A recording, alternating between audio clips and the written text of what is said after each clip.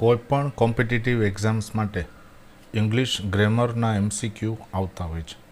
આ કોમ્પિટિટિવ એક્ઝામ્સમાં વારંવાર પૂછાઈ શકે તેવા MCQના કલેક્શન્સ અને તેની સમજૂતી સાથે આ 6th વિડીયોમાં તમારું સ્વાગત છે. 50 MCQ, ચાલો શરૂ કરીએ.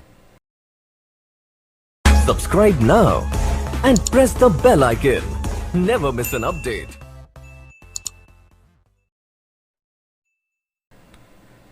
The plural of thesis is thesis. હવે અહીં THESIS છે અને એનું બહુવચન થશે THESES. એટલે IS નીકળી જશે અને ES લાગી જશે, એટલે C સાચો જવાબ છે. આવા ઘણા બધા વર્ડ્સ છે જેમાં પાછળ SIS આવે તેનું બહુવચન SES લગાડવાથી થાય. દાખલા તરીકે હાઇપોથેસિસ, ડાયગ્નોસિસ, એલિપ્સિસ, એનાલિસિસ, બેઝિક્સનું બેઝિસ, ક્રાઇસિસનું ક્રાઇસિસ, CRISIS, એવી રીતે OSISનું OA, SISનું OASES. એટલે પાછળ IS છે એનું ES કરી નાખવાનું, તો આવા વિચિત્ર બહુવચન થાય છે. So that is thesis means thesis. The United Nations blank our only hope. United Nations પાછળ S જોઈને આપણને એમ થાય કે આ બહુવચન છે, પરંતુ યુનાઇટેડ નેશન્સ એક દેશ તરીકે અહીંયા ભાવ છે, એક કન્ટ્રી, એટલે એને એક વચન લેવાનું છે અને ઇઝ મૂકવાનું છે. United Nations is our only hope. United Nations એકમાત્ર આપણી આશા છે. The feminine gender of fox. Fox એટલે શિયાળ અને તેનું ફેમિનિન એટલે સ્ત્રીલિંગ શબ્દ કયો થાય? That is વિક્સન.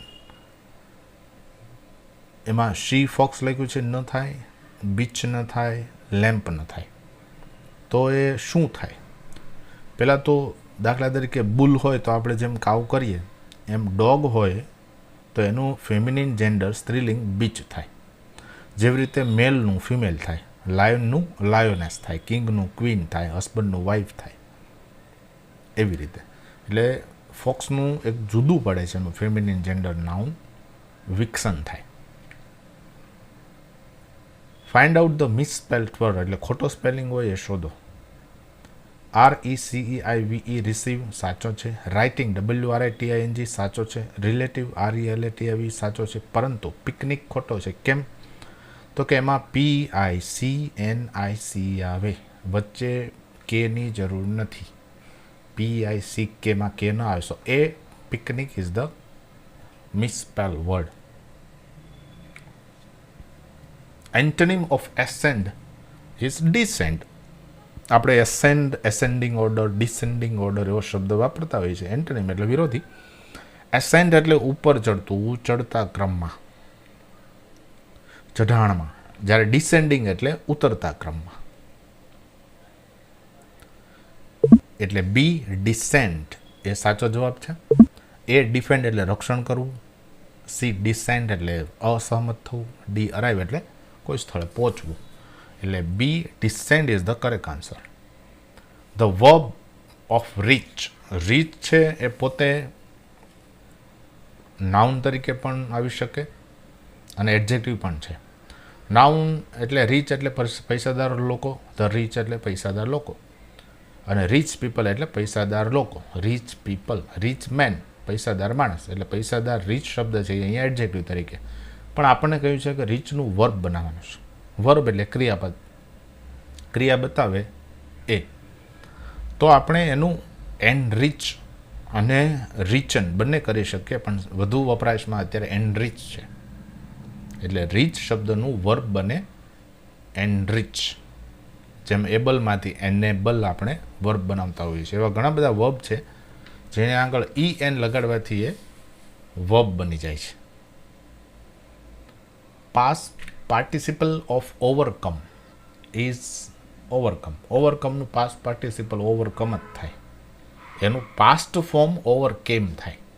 એટલે સી ઓવરકમ એ સાચો જવાબ છે. આવા ઘણા વર્ડ્સ છે, એમાં જુઓ તો બીકમ, બીકેમ, બીકમ એટલે મૂળ ક્રિયાપદ બીકમ અને ત્રીજું ક્રિયાપદ બીકમ બંને સેમ હોય છે. વચ્ચેનું પાસ્ટ ફોર્મ જે હોય છે એ જ અલગ પડે છે.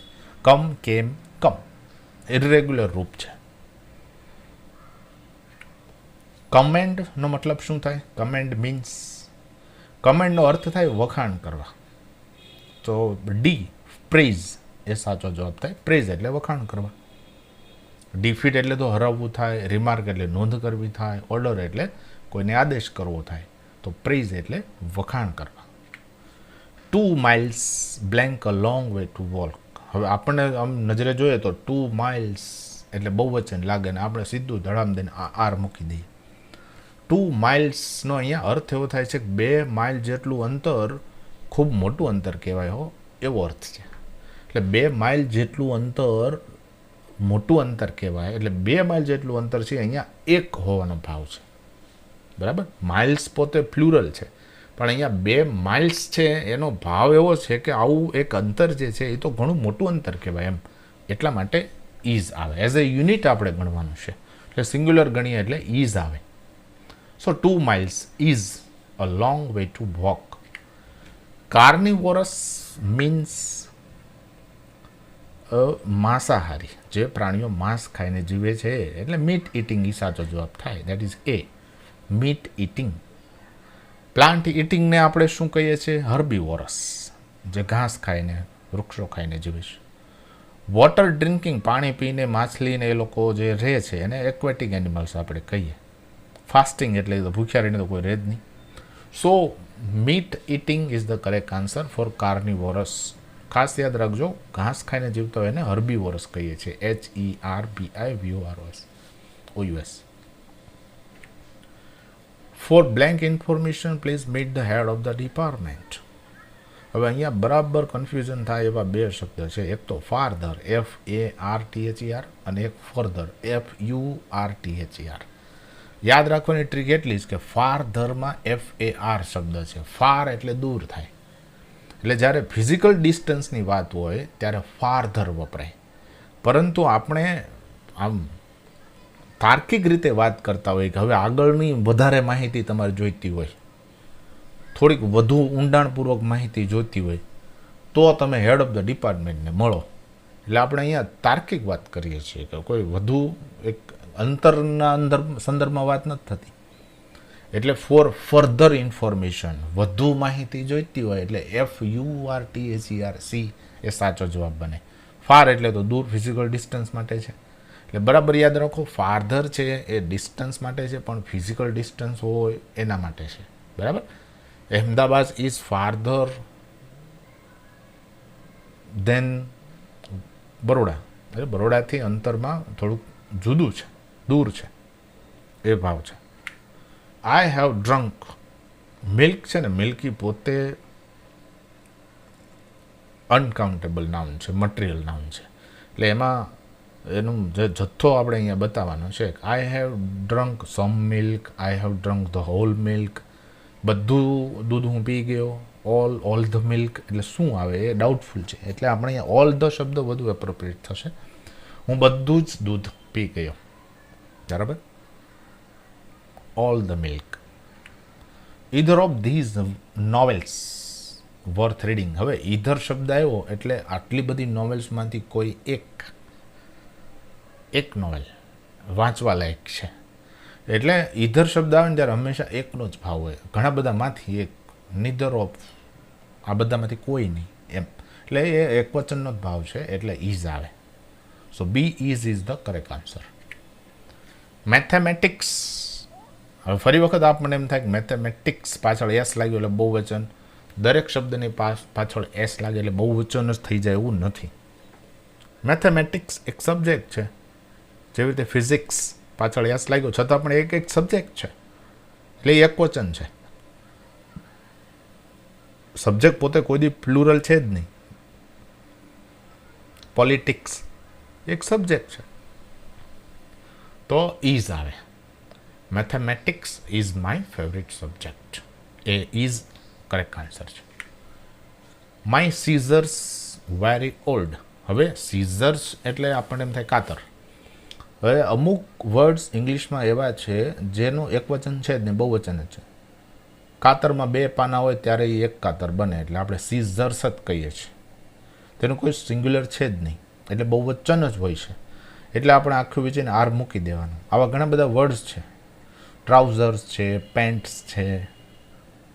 તો આ બધા બહુવચન તરીકે જ વપરાય છે, એટલે આર આવે. પણ અ પેર ઓફ સીઝર્સ કહીએ ત્યારે એક વચન આગળ અ પેર છે એટલે ત્યાં એ મૂકી શકાય. બાકી my scissors are very old, are જ મૂકવાનું. Kalidas is known as the Shakespeare of India. અહીંયા ધ શબ્દ મૂકવાનો થાય. હવે આપણને એમ થાય કે કોઈ દિવસ પ્રોપર નાઉનની આગળ આર્ટિકલ આવે જ નહીં, રમેશની આગળ એ એન ધ કોઈ દિવસ મુકાય જ નહીં, તો પછી શેક્સપિયર છે એની આગળ ધ કેમ મૂકવામાં આવ્યો? તો બરાબર સમજો કે જ્યારે આપણે એવું કહેતા હોઈએ કે કાલિદાસ છે એ ભારતના શેક્સપિયર જેવા મહાન કવિ છે, ભારતના શેક્સપિયર છે એવું આપણે ઘણી વખત શું થાય કે કોલેજની અંદર બહુ સારો કોઈ અભિનય કરતા હોય તો આપણે શું કહીએ કે રાહુલ છે એ અમારી કોલેજનો શાહરૂખ ખાન છે. તો આપણે એવું થોડું કહેવા માંગીએ છીએ કે રાહુલ શાહરૂખ ખાન છે, પણ એનામાં શાહરૂખ ખાન જેવું ટેલેન્ટ છે. એટલે આપણે જ્યારે આવો વાક્ય પ્રયોગ કરતા હોઈએ ત્યારે Rahul is the Shahrukh Khan of our college. એવી જ રીતે Kalidas is known as the Shakespeare of India. એટલે શેક્સપિયર પોતે અહીંયા એનું નામ તરીકે ઉપયોગ નથી, શેક્સપિયર જેવો મહાન કવિ એવું બતાવવા માટે ધ શબ્દ અહીંયા વાપરવો જોઈએ. બરાબર? એટલે Kalidas is known as the Shakespeare of India. આપણે ઘણી વખત એવું નથી કહેતા કે આફ્રિકન ગાંધી તરીકે આપણે લઈએ છીએ. Nelson Mandela is the African Gandhi. એટલે એવી રીતે વાક્ય બને કે Nelson Mandela is Mahatma Gandhi of Africa, is the Mahatma Gandhi of Africa. એવું આગળ ધ લાગે, ધ મહાત્મા ગાંધી. તો આપણે એવું કહેવા માંગીએ છીએ કે નેલ્સન મંડેલા છે એ આફ્રિકાના એક મહાત્મા ગાંધી જેવું વ્યક્તિત્વ ધરાવે છે. એટલે ધ છે એ સાચો જવાબ છે. The meeting blank well. હવે અહીંયા શબ્દો સમજવા જેવા છે કે went off, went into, went by, went down. Went છે એ ગોનું પાસ્ટ ફોર્મ છે કે ગો એટલે જવું અને વેન્ટ એટલે ગયું. હવે વેન્ટની બાજુમાં ઓફ, ઇનટુ, બાય, ડાઉન એવા પ્રેપોઝિશન લાગે એટલે એનો અર્થ સાવ બદલાઈ જાય. એટલે આપણે જવુંનો ભાવ ક્યારેય કરવાનો નહીં. બરાબર? પ્રેપોઝિશનવાળા વર્બ્સ હોય એનો ફ્રેઝલ વર્બ કહેવાય, એનો તરત જ સાવ અર્થ બદલાઈ જાય. હવે દરેકનો આપણે અર્થ જોઈએ. વેન્ટ ઓફ એટલે એક્સપ્લોડ, શરૂ થવું, કોઈ એલાર્મ વાગવું, એંગ્રી થવું, અથવા કોઈ મશીનનું બંધ થવું, એવો ભાવ થાય વેન્ટ ઓફ. બીજો શબ્દ છે વેન્ટ ઇનટુ. એટલે વેન્ટ ઇનટુનો અર્થ થાય discussed in detail. Then went by નો મતલબ થાય to pass time. Last Sunday went by fast એટલે ગયો સન્ડે બહુ ઝડપથી પસાર થઈ ગયો એમ. તો સાચો જવાબ આમાં શું થાય એ પ્રશ્ન થાય. વેન્ટ ડાઉન એટલે નિર્ણય, કોઈ નિર્ણય સારો રહ્યો. દાખલા તરીકે monetisation decision went down really well એટલે કોઈ નિર્ણય સારો રહ્યો એ ભાવ સાથે. તો સાચો જવાબ શું કરવો? ગો ઇનટુનો અર્થ શું થાય? સ્ટાર્ટ ડિસ્કસિંગ અ સબ્જેક્ટ એક્સટેન્સિવલી. એટલે અહીંયા કોઈ મિટિંગ સારી રીતે પૂરી થવી એવો ભાવ હોય એટલે વેન્ટ ઓફ વેલ શબ્દ વાપરવો વધુ યોગ્ય લાગે છે. બરાબર? કોઈ મિટિંગ સારી રીતે, મિટિંગ સફળતાપૂર્વક મિટિંગ પૂરી થઈ એવો પણ એક ભાવ છે. એટલે આપણે ઓફવાળો જે વર્ડ છે એ વાપરશું. ધ મીટિંગ વેન્ટ ઓફ વેલ એટલે મિટિંગ સફળતાપૂર્વક પૂરી થઈ, સફળતાપૂર્વક થઈ. The orphan. હવે ઓર્ફન એટલે કોણ? જે અનાથ બાળકો છે એ. હવે શબ્દોનું કન્ફ્યુઝન છે કે એડોપ્ટ, અડેપ્ટ કે અડોપ્ટેડ. હવે ADOPT નો અર્થ શું થાય છે? કોઈને ગોદ લેવું, કોઈને સ્વીકારવું, કોઈને માનવું. એટલે સ્વાભાવિક છે ઓર્ફનને કોઈ ગોદ લેતું હોય એટલે ધે અડોપ્ટેડ ધ ઓર્ફન એટલે એ અડોપ્ટેડ એ સાચો જવાબ થાય. તો આ અડેપ્ટ એ DAPT અને એ DEPTનો અર્થ શું થાય છે?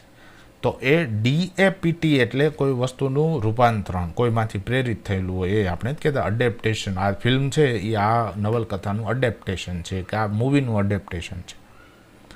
જ્યારે અડેપ્ટેડ એ DEPT એટલે કોઈ વસ્તુની ફાવટ હોવી આપણને, બરાબર. He is adept in typing, એટલે ટાઈપિંગમાં એની ફાવટ છે એમ.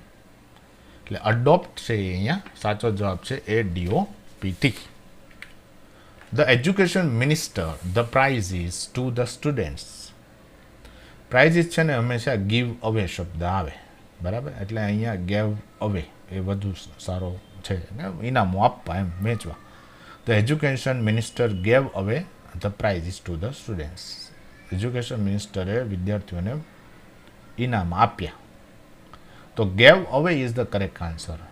જ્યારે ગેવ અપનો અર્થ થાય છે હાર માની જવી, ગેવ ઓફનો અર્થ થાય છે કોઈ દુર્ગંધ કે લિક્વિડ છોડવું, ગેવ ફોર્થનો અર્થ થાય છે કશુંક રિલીઝ કરવું, ચીમડીમાંથી કેમ ધુમાડો નીકળે એમ ગેવ ફોર્થ એ કોઈ ધુમાડો રિલીઝ થાય છે, ગેસ, એવા અર્થમાં હોય. એટલે gave away is the correct answer. Identify correct spelling. સાચો સ્પેલિંગ કયો છે?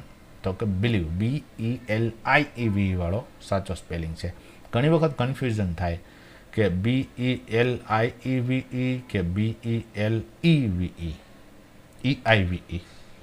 તો એના માટે એક સાદો નિયમ યાદ રાખવાનો છે. જો ઈનો ઉચ્ચાર ઈ થતો હોય, બરાબર સમજો, ઈનો ઉચ્ચાર ઈ થતો હોય તો ઈ જ લખવાનું. દાખલા તરીકે બિલીવ ઉચ્ચાર ઈ થયો તો ઈ જ લખવાનું સામાન્ય રીતે. જો ઈની આગળ સી આવતો હોય તો ઊંધું લખવાનું. દાખલા તરીકે રિસિપ્ટ, RECEIPT, રિસિપ્ટ, બરાબર. તો સી જ્યારે આવતો હોય ત્યારે આ અપવાદરૂપ છે, ત્યારે ઊંધું લખવાનું. આવા ઘણા બધા વર્ડ્સ છે. દાખલા તરીકે society, ceiling, ancient, relieve, deceive, height, leisure. તો આનો ઉચ્ચાર બરાબર જોવાનો છે. જુઓ, હાઇટમાં હીટ એવું કાંઈ ઉચ્ચાર નથી, એટલે HEI આવે, બરાબર. પણ બિલીવમાં તમે જુઓ કે ઉચ્ચાર હોવાથી આવે, BELIEVE. What are you thinking of? તમે શેના વિશે વિચારો છો, બરાબર. થિંકિંગ ઓફ વધુ લાગે. થિંકિંગ ઓન કોઈ વસ્તુ ઉપર, કોઈ વ્યક્તિ ઉપર વિચાર કરવો ત્યારે આવે, બરાબર. થિંકિંગ ઓવર એટલે બહુ કાળજીપૂર્વક વિચાર કરવો, એ ભાવ આવે. એટલે what are you thinking of, શેના વિશે વિચારો છો, ઓફ વધુ એપ્રોપ્રિએટ છે. કન્જક્શન્સનો અર્થ થાય છે સંયોજકો બે વાક્ય કે બે શબ્દોને જોડતા હોય એટલે કન્જક્શન્સ આર જોઇનિંગ વર્ડ્સ. એ જોઇનિંગ વર્ડ છે, જોઇનિંગ શબ્દ સાચો છે. Noun qualifiers. હવે નાઉન ક્વોલિફાયર્સ એટલે બે વર્ડ સમજવા પડે. નાઉન એટલે નામ, ક્વોલિફાયર્સ એટલે કોઈ વિશેષ વાત કરે એને ક્વોલિફાયર કહેવાય. વિશેષ વાત ડિલિમિટ કરે કોઈ અર્થને. હવે કેવી રીતે?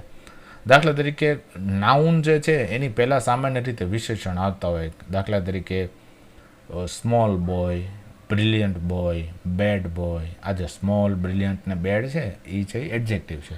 પરંતુ આવા વર્ડ્સ જ્યારે નાઉનની પછી આવે ઘણી વખત, બરાબર, ત્યારે એ નાઉનની લિમિટેશન કરતા હોય છે. તો ત્યારે એને એડવર્બ કહેવાય છે. તમે જુઓ કે some, most, all, sometimes, usually, always, never, આ બધા વર્ડ્સ જે છે એ કોઈ બીજા એડજેક્ટિવ કે બીજા એડવર્બમાં અર્થમાં ઉમેરો કરે છે, એટલે એને નાઉન ક્વોલિફાયર્સ કહેવાય, બરાબર. એટલે આને આપણે એડવર્બ્સ તરીકે લઈશું. નાઉન ક્વોલિફાયર્સને એડવર્બ્સ કહેવાય. યુ અને હી શું છે? પ્રોનાઉન છે. નાઉનને બદલે વપરાય અને પ્રોનાઉન કહેવાય. એટલે યુ અને હી બંને પ્રોનાઉન છે, સર્વનામ. He can hardly speak English. હવે બધાને નજરે જોઈએ એટલે ક્વેશ્ચન ટેગ મૂકવાનું મન શું થાય કે નેગેટિવ ક્વેશ્ચન ટેગ મૂકી દઈએ. નેગેટિવ ક્વેશ્ચન ટેગ ન આવે પણ પોઝિટિવ ક્વેશ્ચન ટેગ આવે. કેમ? તો કે જ્યારે વાક્યની અંદર હાર્ડલી, રેરલી, બેરલી, સ્કેર્સલી, સેલ્ડમ કે નેવર એવા વર્ડ્સ આવ્યા હોય તો એ પોતે જ નેગેટિવનો ભાવ બતાવે છે, કશું છે જ નહીં. હવે જ્યારે વાક્ય જ પોતે નેગેટિવનો ભાવ બતાવતું હોય તો ક્વેશ્ચન ટેગ પોઝિટિવ આવે. ક્વેશ્ચન ટેગનો શું નિયમ છે કે ભાઈ પોઝિટિવ વાક્ય હોય તો નેગેટિવ ક્વેશ્ચન ટેગ અને નેગેટિવ વાક્ય હોય તો પોઝિટિવ ક્વેશ્ચન ટેગ. એટલે અહીંયા હી કેન હાર્ડલી સ્પીક ઇંગ્લિશ, તેને જરા આમથું પણ અંગ્રેજી આવડતું નથી એવો ભાવ છે. એટલે અહીંયા આપણે કેન હી મૂકવું પડે. શું એ બોલી શકે છે એમ, એટલે આપણે કેન હી મૂકવું પડે. આવા ઘણા બધા she can rarely come, can she, you hardly come late, did you, એવી રીતે. આઈ કુમાર યસ્ટરડે, હું ભૂતકાળ છે, યસ્ટરડે ગઈકાલે કુમારને મળ્યો, મેટ, MET, સાદો ભૂતકાળ. હી સ્ટડિંગ સિન્સ 10 o'clock, 10 વાગ્યાથી ભણે છે એટલે હેઝ બીન આવે. He has been studying 10 o'clock, 10 વાગ્યાથી સતત ભણી રહ્યો છે, has been studying. I met one leg man, હવે વન જોઈએ એટલે આગળ ઓ લાગે, ઓ લાગે એટલે આપણને એમ થાય કે આપણે એન મૂકી દઈએ. એન ક્યારે આવે? જ્યારે સ્વર ઉચ્ચાર થતો હોય ત્યારે. વનનો ઉચ્ચાર કરો તો વનમાં પહેલાં તો વ આવ્યો, વન વ, તો વ છે એ તો વ્યંજન છે, વ્યંજન હોવાથી આગળ આર્ટિકલ એ આવશે. I met a one legged man yesterday એટલે અ આવે, એન નહીં મૂકતા ભૂલથી. Hardly had I reach home then, THAN, the telephone ring, જેવો કે હું ઘરે પહોંચ્યો કે ટેલિફોન વાગ્યો એટલે ધેન શબ્દ THAN વધુ એપ્રોપ્રિએટ છે.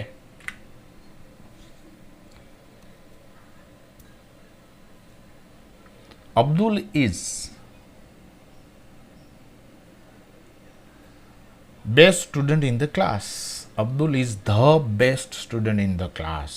જ્યારે આપણે ઘણા બધા સ્ટુડન્ટ વચ્ચે કોઈ વ્યક્તિને ધ બેસ્ટ એવું કહેતા હોઈએ, બેસ્ટ વર્ડ છે એ એની આગળ હંમેશા સુપરલેટિવ ડિગ્રીનો ભાવ હોવાથી ધ બેસ્ટ કરવું પડે. અ બેસ્ટ નહીં પણ ધ બેસ્ટ. નથી કહેતા કે Abdul is the strongest man, એટલે Abdul is the most powerful man. એટલે અહીંયા જે જ્યારે સુપરલેટિવનો ભાવ હોય ત્યારે ધ મૂકવાનું, એટલે the is the correct answer, C the. This man is too old to run. જ્યારે ટુ નો અર્થ શું થાય? દોડવા માટે આ ભાઈ ખૂબ વૃદ્ધ છે. She is too slow to catch the kite. I am too weak to play. He is too fat to run. એટલે અહીંયા શું ભાવ છે? He is too fat to run. He દોડવા માટે બહુ જાડો પડે છે. આઈ am too weak to play. હું રમવા માટે ખૂબ નબળો છું. એટલે ખૂબના ભાવમાં ટુ ઓલ્ડ ટુ રન એવો ભાવ હોય છે, એટલે ટુ રન આવે. Flesh of sheep. શીપ એટલે ઘેટું. ઘેટાના માંસને શું કહેવાય? મટન. કાવના માંસને બીફ કહેવાય. બરાબર. પિજિયન હોય તો સ્ક્વેપ કહેવાય. ગોટને ચેવન કહેવાય. તો એ સમજવા ચિકનને ચિકન જ કહેવાય. રિજિયોનલ વેરાયટી ઓફ લેંગ્વેજ એટલે કોઈ ક્ષેત્રની અંદર એની એ ભાષા બોલાતી હોય તો એને ડાયલેક્ટ કહેવાય. બરાબર. ડાયલેક્ટ એટલે દાખલા તરીકે ગુજરાતમાં ગુજરાતી બોલાય છે, પણ તમે સુરતમાં ગુજરાતી જુઓ, અમદાવાદી ગુજરાતી જુઓ, કચ્છી ગુજરાતી જુઓ, કાઠિયાવાડી ગુજરાતી જુઓ, આ બધી અલગ અલગ ગુજરાતી છે, તો એને ડાયલેક્ટ કહેવાય. ભાષા એ જ, પણ એની થોડીક ઉચ્ચારણ અલગ હોય, થોડાક શબ્દો અલગ હોય. બીજો શબ્દ છે ઇડિયોલેક્ટ. ઇડિયોલેક્ટ એટલે કોઈ વ્યક્તિગત સ્પીચ વેરાયટી. દાખલા તરીકે કોઈ પણ નેતા બોલે તો આપણને એમ થાય કે આ વ્યક્તિગત આની જે ભાષા છે એકદમ જુદી પડે છે. કોઈ લેખક બોલતા હોય, સ્પીચ આપતા હોય તો આપણે આઈડિયા આવી જાય કે આ એની ભાષા છે, એટલે એને સ્પેશિયલ ભાષા વ્યક્તિગત હોય એને ઇડિયોલેક્ટ કહેવાય.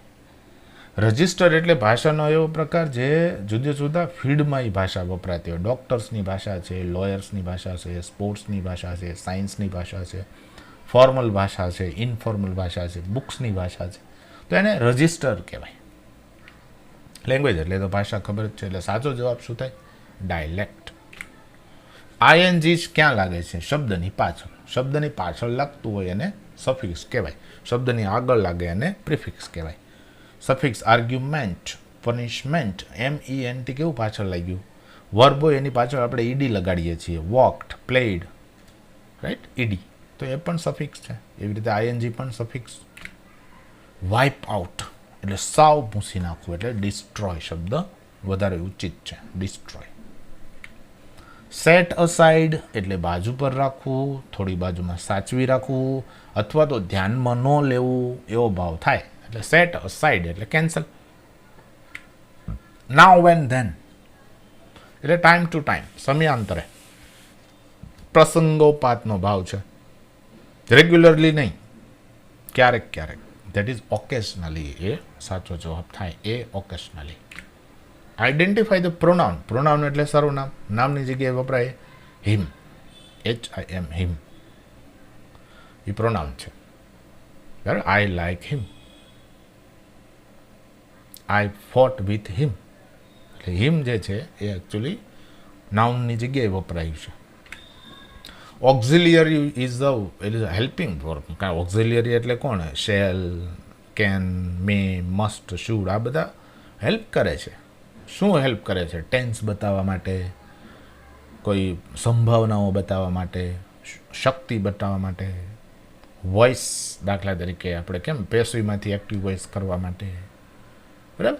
તો એમ્ફેસિસ માટે, આઈ એમ અ ડૉક્ટર. એટલે તમે જુઓ કે આવા ઓક્ઝિલિયરી જે શબ્દો છે એને હેલ્પિંગ વર્બ પણ કહેવાય છે. મુખ્ય વર્બને એ હેલ્પ કરે છે આવો ભાવ બતાવવા, એટલે હેલ્પિંગ વર્બ પણ કહેવાય. Jury is the collective noun, કારણ કે જ્યુરીમાં તો ઘણા બધા મેમ્બર્સ હોય જે નક્કી કરે, એટલે કલેક્ટિવ નાઉન કહેવાય. જે નાઉનમાં ઘણા બધા મેમ્બર્સ, વ્યક્તિનો ભાવ હોય, વસ્તુનો ભાવ હોય, ઝાઝી બધી વસ્તુનો ભાવ હોય તો એને કલેક્ટિવ નાઉન કહેવાય. વર્ડ જ કેવો છે? કલેક્ટિવ. દાખલા તરીકે હું એક શબ્દ બોલું, બંચ. બંચનો ભાવ જ શું છે? ઘણા બધા. ક્રાઉડ, કેટલા બધા? ક્રાઉડમાં ઘણા બધા હોય. ટીમ, ટીમમાં ઘણા બધા લોકો હોય. આ બધા વર્ડ જેવા છે જેને કલેક્ટિવ નાઉન કહેવાય. Identify an adverb of time from the following. Adverb એટલે શું? ક્રિયા વિશે વધારાની વાત કરે એને એડવર્બ કહેવાય. ટાઈમ એટલે સમય બાબતે ક્રિયા વિશે વધારાની વાત કરે, એટલે સમય બાબતે શબ્દ કયો છે? નાવ. નાવ એટલે હવે, right. I M writing a letter now. I M writing a letter એટલે હું લખું છું, પત્ર લખું છું, સાદી વાત થઈ. આઈ એમ રાઇટિંગ અ લેટર નાવ એટલે હું જે લખવાની ક્રિયા કરું છું એ અત્યારે કરું છું. તો અત્યારે શબ્દ જે છે નાવ, એ એડવર્બ છે, લખવાની ક્રિયા વિશે વધારે આપણને માહિતી આપે છે, એટલે એડવર્બ ઓફ ટાઈમ કહેવાય. એટલે નાવ સાચો જવાબ છે. Fill up the following. Either of the sister. ફરીવાર ઈધરનો મતલબ એક વચન તરફ જાય છે. બહેનોમાંથી કોઈ એક, either of the sister is coming. બહેનનો, બે બહેન હોય તો, બેથી વધુ હોય તો એમાંથી કોઈ એક આવે છે, તો ઇઝ ધ કરેક્ટ આન્સર. હુર્રા એ ઉદ્ગારવાચક શબ્દ છે. ઉદ્ગારવાચક શબ્દ ઇન્ટરજેક્શન કહેવાય. ઘણા બધા શબ્દો છે આવો, wow, oh, ouch, hmm, bingo, hurrah, yahoo, આ બધા ઇન્ટરજેક્શન કહેવાય, ઉદ્ગારવાચક શબ્દો. Pick out an abstract noun. Abstract noun એટલે શું? અમૂર્ત, જેને આપણે સ્પર્શી ન શકીએ, આપણે પાંચે પાંચ ઇન્દ્રિયોથી અનુભવી ન શકીએ, એને અમૂર્ત નાઉન, એબ્સ્ટ્રેક્ટ નાઉન કહેવાય. તો આમાં બ્યુટી, સુંદરતા, એ એબ્સ્ટ્રેક્ટ નાઉન છે. સુંદરતાને આપણે પકડી ન શકીએ, બરાબર, એને ગણી ન શકીએ, એને ટચ ન કરી શકીએ. લાફ એટલે હસવું, ફ્રેન્ડ્સ એટલે મિત્રો, ડાય એટલે મરવું, આ બધા ક્રિયાપદ છે, નાઉન નથી. બ્યુટી એકમાત્ર નાઉન છે, સુંદરતા. Pick out adjective from the following. Adjective એટલે વિશેષણ. વિશેષણ એટલે શું? નાઉન વિશે વધારાની વાત કરે. કેવા લોકો, રીચ લોકો. કેવું બાળક, રીચ ચાઇલ્ડ. કેવો બિઝનેસમેન, રીચ બિઝનેસમેન. એટલે રીચ છે એ એડજેક્ટિવ છે, પૈસાદાર. રિચનેસ એટલે સંપત્તિવાન હોવું, બરાબર. લાફ્ટર એટલે હાસ્ય. ફ્રેન્ડ્સ એટલે મિત્રો, બરાબર. એક કોઈ એડજેક્ટિવ તરીકે કામમાં આવતા નથી, એટલે rich is the correct answer. The objective case of we is. Objective શબ્દ સમજો બરાબર. Objective case of we. Objective એટલે શું? કર્મ તરીકે વાક્યમાં વાપરવા માટે કયો શબ્દ વપરાય? તો કે અસ. અવર છે એ તો પોઝેસિવ કેસ છે, આપણું માલિકી બતાવે. અસ એટલે મને, અમને, રાઈટ. ધે હેટ અસ, તે અમને બહુ નફરત કરે છે. અસ એટલે અસ સાચું. આઈ તો કર્મ કરતા છે. આઈ એમ પ્લેઇંગ ક્રિકેટ, હું ક્રિકેટ રમું છું, એ કરતા છે, કર્મ નથી.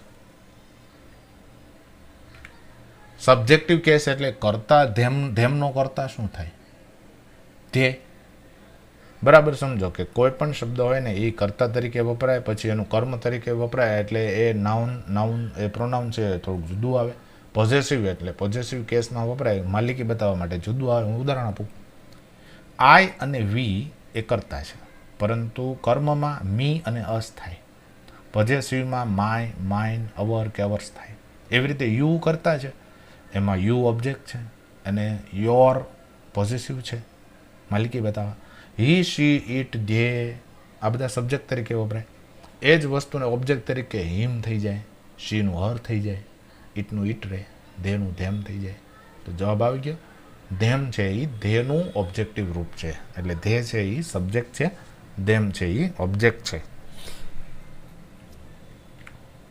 પોઝેસિવ એટલે શું? તો કે માલિકી બતાવવા માટે. આઈનું માલિકી બતાવવા હું શું શબ્દ વાપરું? My, right. My, this is my car, this is my house, this is my book. My એટલે એમ વાય છે એ પોઝેશન, માલિકી બતાવે છે, એટલે M Y is the correct answer. Distributive adjective એટલે કેવા એડજેક્ટિવ? જે કોઈ જૂથને જુદા જુદા પાડે, છૂટક છૂટક કરે, ગ્રુપના મેમ્બર્સને જુદા પાડે, એવા એડજેક્ટિવ. દાખલા તરીકે ઈધર ઓફ યુ. હવે ઈધર છે એ જૂથને જુદું પાડ્યું. ઈચ ગર્લ, ગર્લનું જૂથ છે એમાંથી જુદું પાડ્યું, દરેક ગર્લ. બોથ, એવરી, એની, આવા બધા ઘણા વર્ડ્સ છે જે એ રીતે વપરાય છે, એટલે ઈચ છે એ સાચો જવાબ છે. Last but not the least, any example of cardinal adjective. Cardinal એટલે શું? માત્ર અંક બતાવે. 1, 2, 3, 4, 5. એટલે 1 જે છે એ કાર્ડિનલ એડજેક્ટિવ કહેવાય. કેમ? તો કે 1 મેન, મેન કેટલા 1 મેન. 20 મેંગોઝ, 6 કંપનીઝ, એટલે 1, 20, 6 આ બધા અંક દર્શાવતા વિશેષણ છે, બરાબર, સંખ્યા દર્શાવતા વિશેષણ, કેટલી સંખ્યા એમ. તો આવો હજુ પણ આ સિરીઝમાં આપણે આગળ વિડીયોઝ અને MCQ પ્રેઝન્ટ કરીશું. આ સિવાયના 1 to 5 સિરીઝના વિડીયોઝ જોવા માટે વિડીયોની ડિસ્ક્રિપ્શનમાં આપ જોઈ શકો છો. અને વધુ વિડીયોઝ આવા જોવા માટે અને કોમ્પિટિટિવ એક્ઝામ્સની પ્રિપેરેશન માટે આ ચેનલને સબસ્ક્રાઈબ કરજો, મિત્રોમાં શેર કરજો. Thank you very much.